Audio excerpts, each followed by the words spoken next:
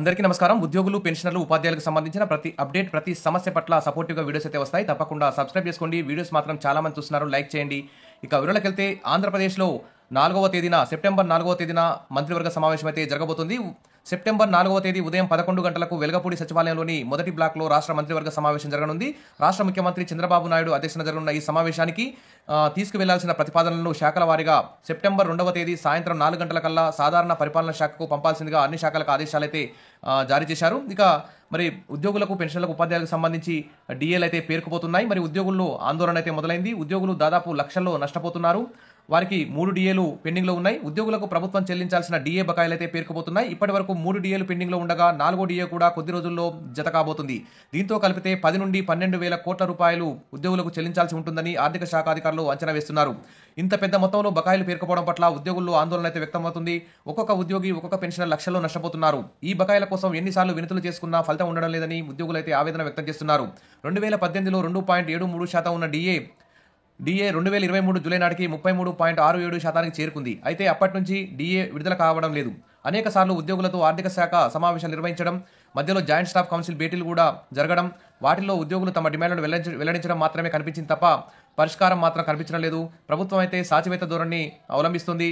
2 రోజుల క్రితం జరిగిన జేఏసీ సమావేశంలో ఇదే అంశంపై చర్చ జరిగింది. ఆ మరుసటి రోజు జరిగిన మంత్రివర్గ భేటీలో కూడా డీఏల ప్రకటన ఉంటుందని ఆశగా ఎదురు చూసినప్పటికీ నిరాశ అయితే తప్పలేదు.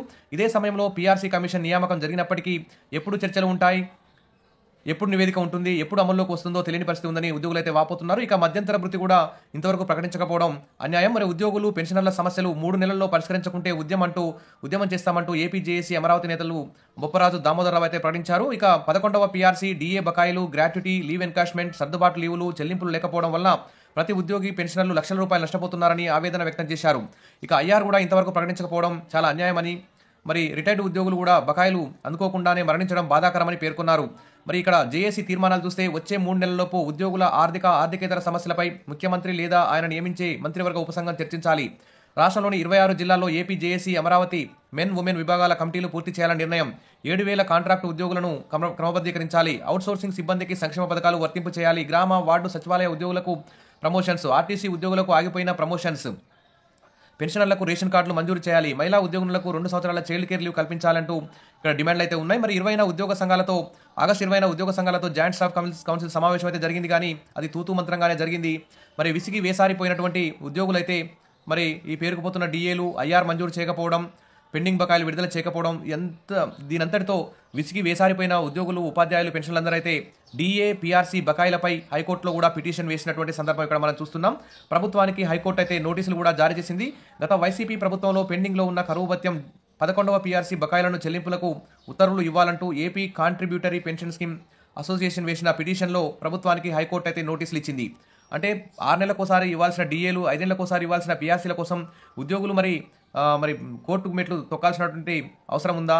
మరి ఉద్యోగులు ప్రభుత్వానికి సేవలు అందించడం లేదా? ప్రజలకు సేవ చేయడం లేదా? తమ యొక్క విధులు నిర్వర్తించడం లేదా? ఉదయం 9 గంటల నుంచి సాయంత్రం 5 గంటల వరకు మరి ప్రభుత్వ విధుల్లోనే ఉంటున్నారు కదా. వారి కష్టానికి ప్రతిఫలం రావాల్సిందే కదా. ద్రవ్యోల్బణం భారీ ఎత్తున పెరిగింది. మరి ఆ ద్రవ్యోల్బణం అనుగుణంగా మరి ప్రతి 6 నెలలకోసారి డీఏ పెంచాల్సిన అవసరం ఉంది కదా. మరి ఈ సుప్రీంకోర్టు, హైకోర్టుకు వెళ్తేనే డీఏలు, పీఆర్సీలు, ఐఆర్లు ఇస్తారా? మరి ప్రభుత్వం మరి అనుసరించే వైఖరి అయితే ఇది అన్యాయం అని చెప్పేసి ఉద్యోగులందరూ కూడా భావిస్తున్నారు. కాబట్టి డీఏ, పీఆర్సీ బకాయిలపై అయితే హైకోర్టులో ఉద్యోగులు పిటిషన్ వేశారు. ఈ పిటిషన్పై స్పష్టత ఇవ్వాలని చెప్పేసి ప్రభుత్వానికి కూడా హైకోర్టు అయితే నోటీసులు అయితే జారీ చేసింది. తర్వాత ఈ డీఏ, పీఆర్సీ మంజూరు చేయాలనేటువంటి కేసుపై తదుపరి విచారణను 4 వారాలకు వాయిదా వేస్తూ జస్టిస్ ఎన్ విజయ్ మంగళవారం అయితే ఆదేశాలు ఇచ్చారు.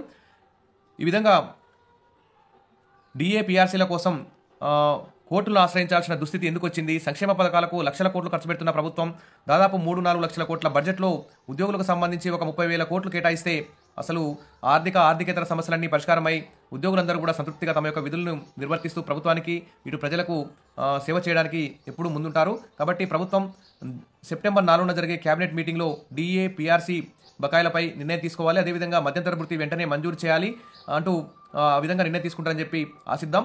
Wish all the best. ఉద్యోగ సంఘాల జేఏసీ కూడా ప్రభుత్వం మీద ఒత్తిడి తీసుకురావాలి. ప్రభుత్వం కూడా ఉద్యోగుల న్యాయమైన డిమాండ్లను పరిష్కరించే విధంగా మరి ఈ కేబినెట్ సమావేశంలో నిర్ణయం తీసుకుంటుందని, ఉద్యోగులకి దసరా కానుకగా దాదాపు ఉద్యోగుల సగం డిమాండ్లైనా పరిష్కారం చేస్తుందని చెప్పి ఆశతో ఎదురు చూస్తున్నారు. Wish all the best. మరిన్ని అప్డేట్స్ కోసం మన ఛానల్ని సబ్స్క్రైబ్ చేసుకోండి, వీడియోస్ అయితే లైక్ చేయండి. Thank you.